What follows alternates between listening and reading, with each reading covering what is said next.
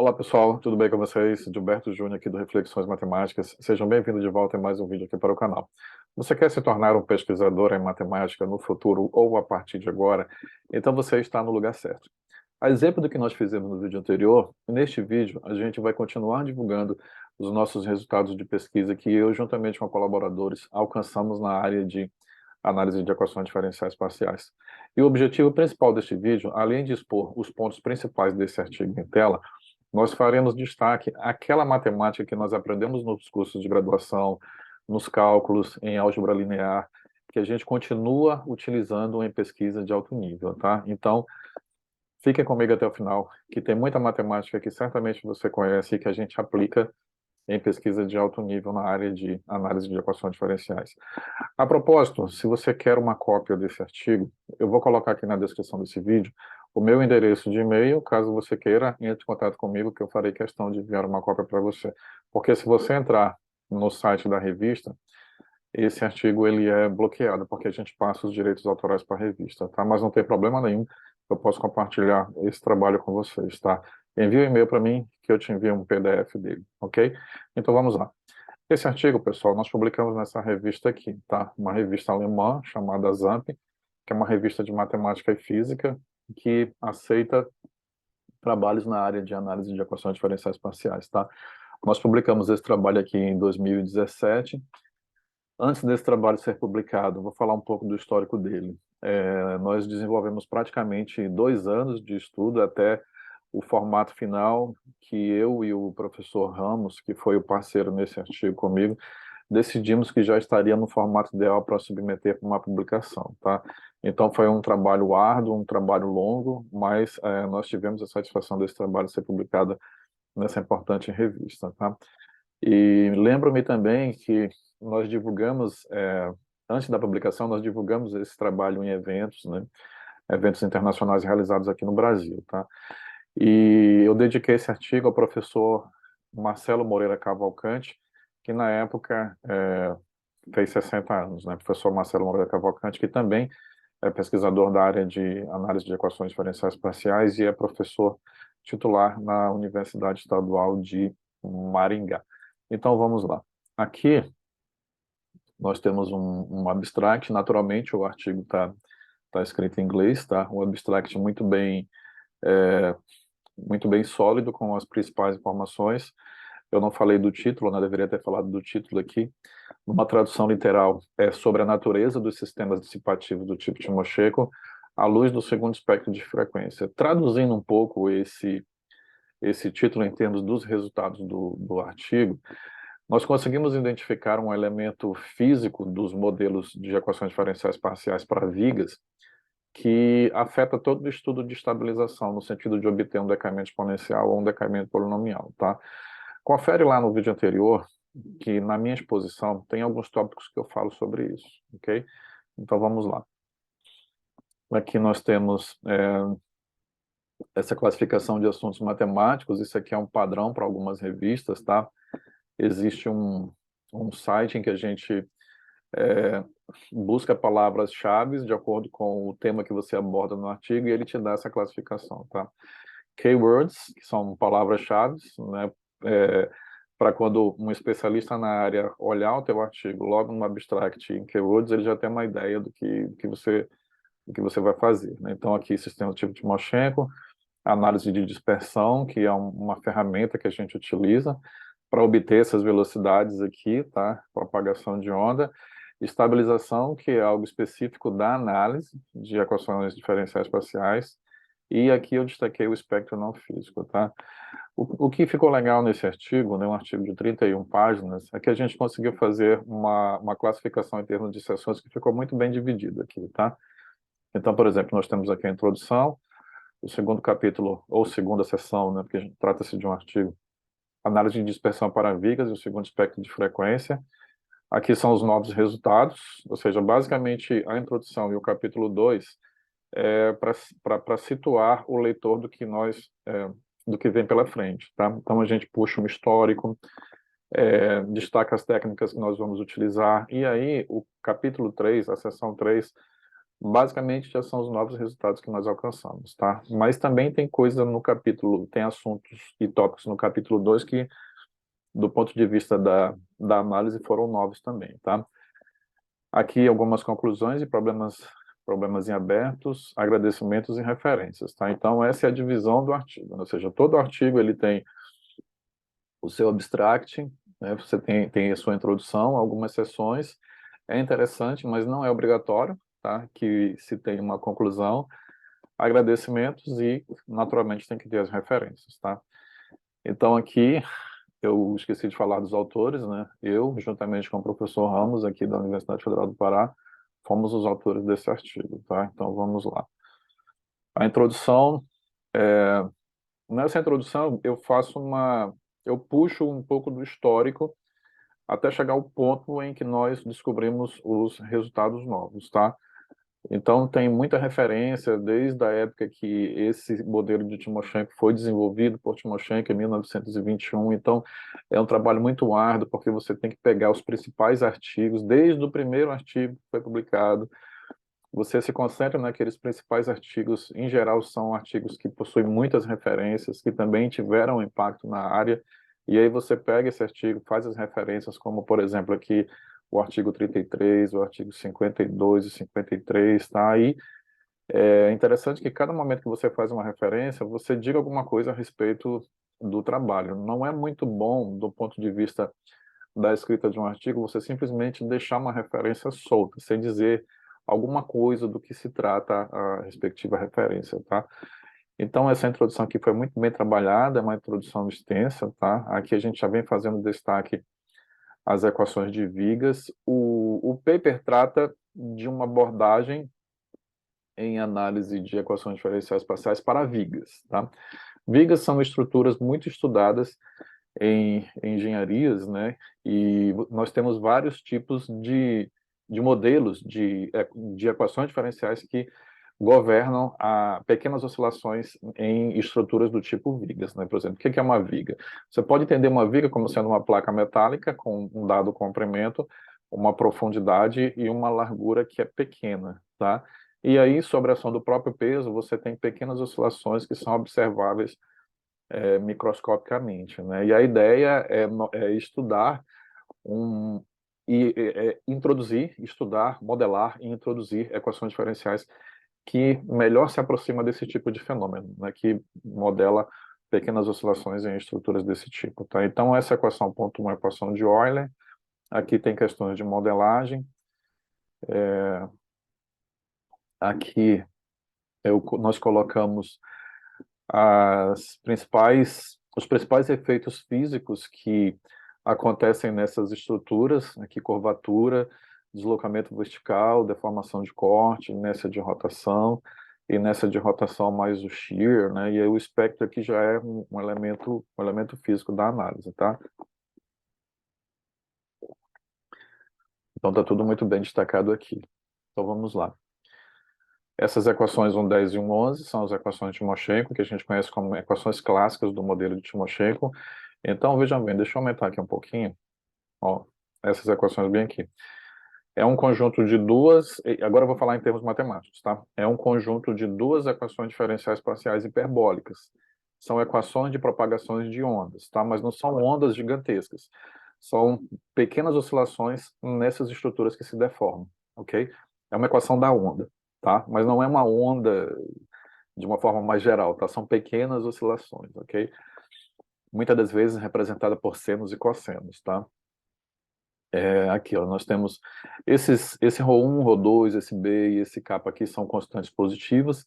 Essa φ é uma função que representa o deslocamento da viga e essa psi é a rotação da seção. Então, nós temos uma viga e com uma determinada espessura, ela tem fibras, né? E essas fibras, elas sofrem uma deformação vertical, ou seja, a placa ou a viga, ela sofre uma deformação para baixo, e essas seções também rotacionam, tá? Então, basicamente, em palavras, essas equações significam isso, tá? Então, elas foram estabelecidas por Timoshenko em 1921, tá?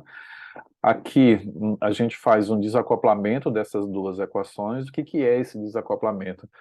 eu considero essas duas equações aqui em cima, olha só, por exemplo, se eu pegar essa equação 1.11 e derivar ela em relação a x, eu vou ter esse termo bem aqui da equação lá de cima. Mais uma vez, ó, se eu derivar essa equação toda aqui em relação a x, esse termo fica derivado em relação a x, portanto eu tenho ele aqui. Aí o que eu faço? Eu substituo ele e depois sigo procedendo dessa forma, né? Ou seja, a gente vai derivando grosseiramente e aí constrói essa equação aqui mais geral, que é conhecida como uma equação de quarta ordem, tanto em x, ó, tá? Tanto em x aqui quanto em t, ok? Aqui, ó.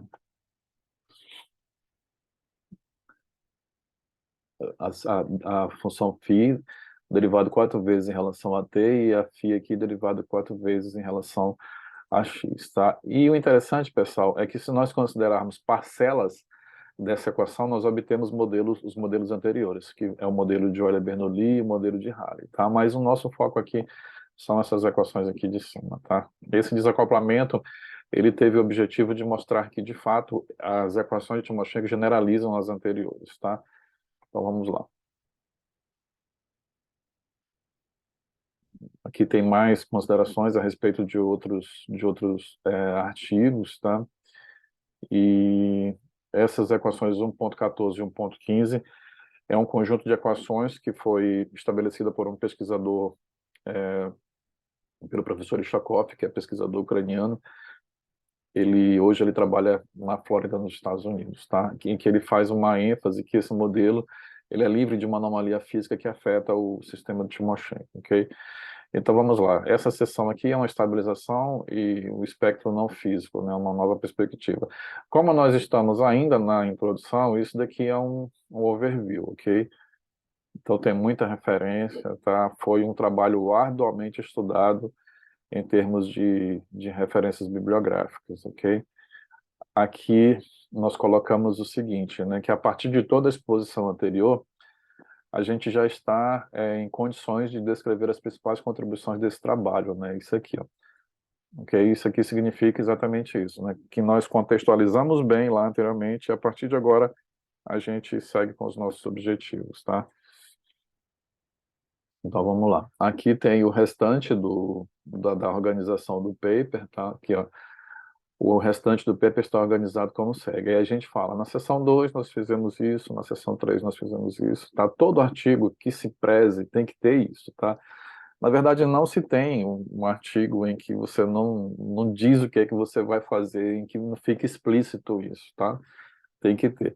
Agora, observe bem aqui, olha, o critério de Hutton-Hurwitz. O critério de Hutton-Hurwitz, pessoal, é uma ferramenta matemática, é uma metodologia matemática para você fazer localização de autovalores. Portanto, é algo que a gente estuda em equações diferenciais ordinárias, lá no curso de graduação, tá?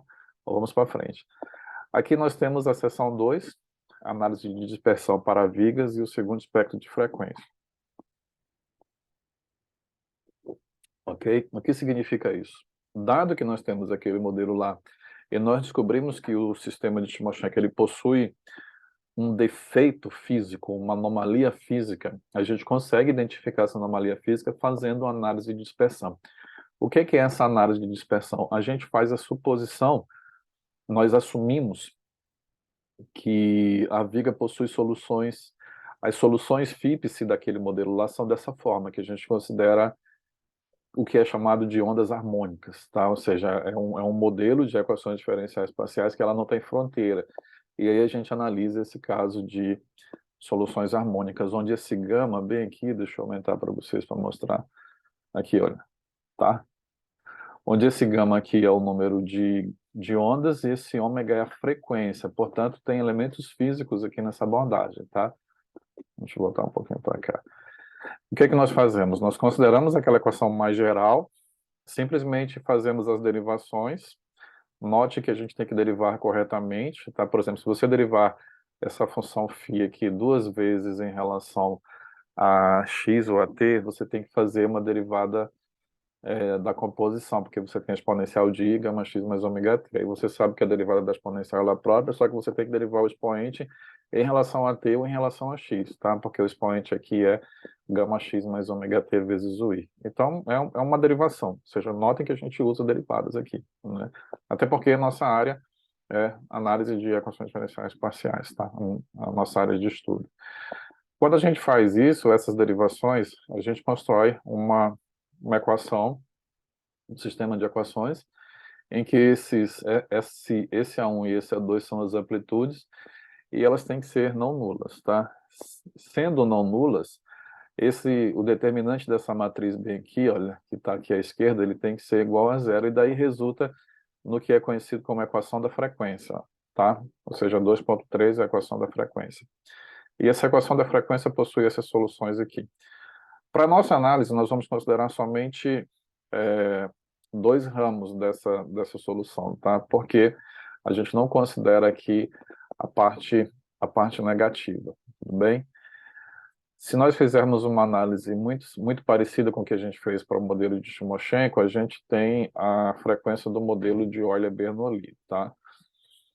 E aqui, bem nesse ponto aqui, olha, ômega é igual a C vezes gama. Isso é uma relação física entre o número de ondas e frequência, né? Ou seja, da física, a frequência está relacionada com o número de ondas pela velocidade. Ou seja, são grandezas diretamente proporcionais, em que a constante de proporcionalidade aí é a velocidade, tá? Então, a gente pega isso daqui, substitui em 2.4 e obtém, de fato, as velocidades. E a ideia é plotar essas velocidades, aquelas que são positivas, e verificar o comportamento delas, tá? Então, vamos lá. Quando a gente faz isso, a gente tem essa surpresa bem aqui, ó. Essa parte que está em azul, tá, é uma dessas velocidades bem aqui, tá? Ou seja, o que é que eu estou fazendo? Eu estou plotando a raiz quadrada de toda essa expressão aqui, tá? Considerando dois ramos. Esse ramo aqui positivo, tá? Deixa eu ampliar aqui para mostrar para você, ó. Esse positivo e o outro negativo, tá? E aí a gente tem esse comportamento bem aqui, ó. Vamos descer aqui um pouquinho. Ou seja, essa curva em azul, ela é totalmente limitada. Ela converge para o número de ondas suficientemente grande, ou seja, o limite daquela expressão lá em cima, quando o gama vai para mais infinito, ela é essa assíntota, uma assíntota horizontal bem aqui, que é uma das velocidades. Quando o número de ondas converge para zero, ela vem para zero. Mas o problema está aqui nessa curva em vermelho, ó, né? Quando o gama vai para zero, ela está indo para mais infinito. Ou seja, como é que eu posso ter uma velocidade que ela diverge, né? Que ela vai para mais infinito? Porque isso daí contraria o fato de que a velocidade máxima que a gente conhece é a velocidade da luz, tá? Então isso aqui é não físico, que a gente chama de uma anomalia física, tá? Aqui existem outras simulações que nós fizemos em MATLAB para mostrar como é que se comporta a curva de dispersão de outros modelos, tá? E vamos para frente um pouquinho. Esse gráfico de superfície nós mostramos no vídeo anterior, tá? O que significa isso? É o efeito de um mecanismo dissipativo no modelo de Timoshenko que faz com que essa anomalia física seja eliminada. Ou seja, qual é a conclusão disso daí? Que quando a gente considera mecanismos de dissipação de energia, o que são mecanismos de dissipação de energia? São elementos internos da própria viga ou elementos externos, como, por exemplo, o efeito de temperatura, o envelhecimento do material, a combinação desses efeitos, que faz com que a energia das soluções vá para zero, ou seja, que a solução fique estável, tudo bem? Fique em equilíbrio. E, portanto, olha, nós plotamos aqui a velocidade do modelo de Timoshenko com um efeito dissipativo, tá? Com um único efeito dissipativo.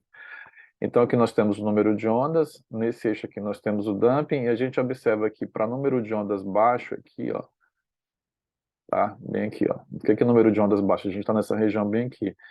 E juntamente com o damping menor do que um fator, que eu vou falar depois qual é, a gente ainda tem esse blow-up na velocidade. Então, a partir de que ponto esse blow-up é eliminado? A partir de um damping, que é proporcional a 2 vezes a raiz quadrada de uma relação lá entre os coeficientes, tá? A gente conseguiu descobrir isso daí. Vamos aqui um pouquinho para frente. Aqui em 2.10 a gente mostra que existe uma relação de proporcionalidade para justificar exatamente o fato de que, por exemplo, a segunda velocidade, que é aquela curva que está em vermelho, ela explode, ela diverge para mais infinito na região de baixa frequência, porque nós temos que ela é proporcional a C1 e também inversamente proporcional a C1. Como C1 vai para zero, quando o gama vai para zero, então C2, uma consequência disso é que C2 explode também, tá? E aqui tem umas simulações também que corroboram isso, tá? Aqui nós temos a relação de dispersão do modelo de viga de Euler, ele é um modelo parabólico. De um modo geral, da teoria de equações diferenciais parciais, modelos parabólicos são modelos também que possuem limitações físicas, né, e caracterizado aqui pelo fato de que a velocidade vai para mais infinito também quando o gama aumenta, tá? Daí a razão pela qual novos modelos são estudados e estabelecidos na literatura, ok? Então aqui um teorema que resume toda essa abordagem, tá? Aqui mais simulações. Aqui nós descobrimos qual é a velocidade do modelo truncado, que é livre de toda essa anomalia, e essa é uma das novidades desse trabalho também, tá? Aqui, ó. Esse é um mecanismo de dissipação que eu disse para vocês, que faz com que a energia vá para zero, desde que as velocidades são iguais. Um resultado da análise também que só tem significado matemático, não tem significado físico, mas a gente estuda isso, porque enriquece a análise matemática, não tem problema nenhum. Todos esses resultados, ele, por exemplo, esse daqui, que é a dissipação para o caso dissipativo, nós conseguimos ele com as velocidades iguais. Isso aqui é um resultado muito interessante, pessoal. Olha só, por quê? Porque quando a gente faz a dispersão do caso dissipativo, nós obtemos essa equação bem aqui, ó, 2,25. Notem que ela está dividida por ômega ao quadrado, ó, tá? E aqui onde tem o i, a unidade imaginária, deixa eu aumentar aqui, ela é representativa de termos de ordem ímpar. O que eu quero dizer com termos de ordem ímpar? São derivadas que possuem três ordens. Por exemplo, φ de x tt, φ de xxt, derivada de φ x xt, certo? Então, e isso advém do mecanismo de dissipação. Quando a gente assume que as velocidades são iguais, esse polinômio ele cai para um polinômio de grau de grau 2, um polinômio quadrático, né? Polinômio de grau 2 e aí a gente consegue resolver de um modo mais fácil. Quer dizer, veja que existe uma álgebra de equações que favoreceu a análise aqui nesse caso, tá? Agora, novos resultados sobre o cenário de estabilização. O que foi que nós fizemos aqui? O grande resultado desse artigo foi tentar chamar a atenção da comunidade científica pro fato de que, quando você considera o modelo clássico de Timoshenko somente com um mecanismo dissipativo, esse resultado ele é somente um resultado matemático. Por quê? Porque o decaimento exponencial acontece, nesse caso, se as velocidades são iguais. Mas as velocidades nunca são iguais na prática. Então, por que nós temos um resultado matemático para o decaimento exponencial que precisa dessa hipótese de igualdade, que é uma hipótese meramente matemática? E aí a gente consegue justificar nesse artigo que essa hipótese ela tem razão de ser por conta da existência desse segundo espectro de frequência. E esse modelo bem aqui, ó, ele já não possui essa anomalia física, tá? Ou seja, é um modelo muito semelhante ao caso clássico, mas que não possui anomalia física, como nós mostramos anteriormente, pela análise de dispersão. Aqui nós temos as condições iniciais, tá?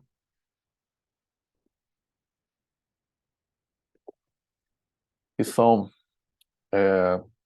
uma espécie de start para você construir a solução. Aqui as condições de fronteira, ou seja, como é que essa viga está sustentada nas pontas. Aqui é a energia desse sistema. E é nesse ponto que eu me refiro à lei de dissipação de energia, ó, tá? Esse é um resultado do cálculo diferencial. Cálculo 1, teorema do valor médio, tá? Crescimento e decrescimento de funções com base na análise das derivadas. A derivada dessa energia, bem aqui, desse sistema, vamos lá. Esse sistema todo bem aqui, ele possui essa energia, tá? A gente consegue mostrar que a energia é dessa forma. A derivada dessa energia é esse termo bem aqui, é menos mu essa integral de πt ao quadrado. Só que essa integral de πt ao quadrado é positiva, portanto, se esse mu for positivo, e de fato ele tem que ser um parâmetro positivo, essa derivada é negativa, e aí a gente vai lá para o cálculo. Olha que legal, ou seja, funções que possuem derivadas negativas são funções decrescentes. Funções que possuem derivadas positivas são funções crescentes. Da mesma forma, você pode ter uma função onde a derivada tem regiões que é negativa e positiva, e, portanto, você vai ter crescimento ou decrescimento da função, né, dependendo do sinal da derivada, tá? E aqui a gente consegue mostrar que, de fato, essa energia é, possui essa lei de dissipação de energia, ou seja, a energia possui um decaimento, tá? Ela é decrescente. Sendo decrescente, totalmente decrescente, ela não pode subir em termos gráficos, então ela desce, tá? E o objetivo é analisar se esse decaimento para zero, se esse decrescimento para zero, ele é do tipo exponencial ou polinomial. Confere lá no vídeo anterior que nós trouxemos uma explicação muito legal sobre essa questão de decaimento exponencial e decaimento polinomial, tá? Então nós fizemos tudo isso daqui e a gente mostrou utilizando dois critérios, tá? Utilizando dois critérios. O critério de Hurwitz, que é um ferramental que a gente utiliza para localização de autovalores de sistemas de equações diferenciais ordinárias lá dos cursos de cálculo, tá? E aqui tem toda uma análise, é algo, num certo sentido, corriqueiro para esse tipo de estudo, né? Porque é um ferramental que a gente já está habituado a, a utilizar e a trabalhar, né? Então a gente tem aqui, agora a gente tem o decaimento da energia com o único espectro que foi aquele primeiro, esse segundo sistema que eu mostrei, tá? E utilizando o critério de Hurwitz para mostrar que não precisa da velocidade, tá? Aqui precisa da velocidade, tá? Esse primeiro critério aqui, ó, o critério de Hurwitz, a gente aplicou para o sistema que possui dois espectros, só que é esse aqui, ó, tá? Que é o clássico. E aí a gente mostra em um dado momento aqui na análise que essa condição é necessária, tá? Ela aparece, essa relação aparece bem aqui, ó. Vejamos aqui, tá? Para a gente analisar a localização das raízes desse polinômio. E quando a gente utiliza o mesmo critério para o modelo que é livre do segundo espectro, a gente não precisa dessa relação, tá? Dessa relação de velocidades, tá? E aqui nós utilizamos um outro método, que é o método da energia, que juntamente com o critério de Hurwitz constrói um arcabouço muito sólido para provar que, de fato, o sistema que não possui o segundo espectro, de fato, é exponencialmente estável sem você precisar de absolutamente nada, tá? Então, pessoal, basicamente é isso, né? Uma exposição destacando alguns tópicos essenciais que foram analisados nesse artigo. Tem muita conta aqui, né? É um trabalho que demanda tempo, tá? A gente tem que perseverar bastante, desde que o trabalho esteja muito bem construído na mente da gente. E a gente faz as contas, discute com o colaborador, analisa se está tudo correto, tá? Manda para a revista. A revista, num primeiro momento, ela faz uma análise para o fato de que o trabalho pode ser ou não aceito, tá? Não é algo de imediato, tá? Quando a gente envia o trabalho, ele vai para a mão do editor. O editor é um cara experiente em pesquisa e ele analisa se o trabalho cabe na revista que ele é editor. Se ele decidir que não cabe, ele te devolve o trabalho, né? Agradece por você ter considerado a submissão e tudo, mas não cabe lá. Eles justificam isso de forma muito educada e elegante. Agora, o legal, né, que a gente gosta, a gente fica feliz, é quando a gente recebe um e-mail dizendo que o trabalho entrou em revisão. Mas mesmo assim ainda não é garantia de que esse trabalho vai ser publicado, porque quando o editor aceita para revisar, ele envia o trabalho para revisores da sua confiança. E esse trabalho ele teve uns dois ou três revisores que fizeram observações importantíssimas, né? E a gente coloca aqui, ó, aqui no final, tá? Bem aqui, ó, agradecimentos, tá? Esse trabalho, eu coloquei aqui os agradecimentos ao INPA, que na época eu particularmente consegui vislumbrar esse resultado quando eu estava no INPA estudando lá um período como professor visitante, em 2015, e também faço os agradecimentos aos referees anônimos, bem aqui, tá? Nós somos gratos aos referees anônimos por suas observações construtivas que têm enriquecido a apresentação deste paper, tá? Funding aqui significa financiamento, tá? Nós tivemos financiamento do CNPq, né? Cada um de nós, particularmente nessa época, somente eu tinha bolsa de pesquisa do CNPq. Atualmente, tanto eu quanto o professor Ramos possuímos bolsa de pesquisa do CNPq. Aqui as referências, tá? Muitas referências, né? Porque como vocês viram logo na introdução, uma introdução um pouco extensa para fazer justamente ênfase a todo o histórico de evolução desses modelos, tá? 72 referências. Aqui a nossa filiação. Esse aqui é meu e-mail que eu vou deixar aqui na descrição desse vídeo, tá? Se você quiser uma cópia do trabalho, entre em contato comigo. E aqui o histórico do artigo, ele foi recebido no dia 13 de janeiro de 2017 e ele passou aí um período sendo revisado, ele foi aceito pelo editor, o editor encaminhou para revisão, revisores anônimos, e aqui revisado em outubro de 2017. Significa que nós já tínhamos recebido um parecer dos revisores, corrigimos, mandamos para ele nesse período aí, tá? Então é isso, pessoal. Deixa eu subir aqui lá para a página, primeira página, tá? Se você tem, se você quer saber mais a respeito da nossa área de trabalho, deixa aí os seus comentários, tá? Veja que é importante que você dê ênfase aos seus estudos em graduação em matemática, porque caso você decida no futuro seguir pesquisando na área de análise, você com certeza vai utilizar a matemática, né? Ou seja, muitas das vezes nos cursos de graduação a gente se pergunta, né, por que que a gente está estudando tudo isso, né? Onde é que a gente vai aplicar isso um dia? Está aqui, as aplicações. É isso aí, pessoal. Um grande abraço e até o próximo vídeo.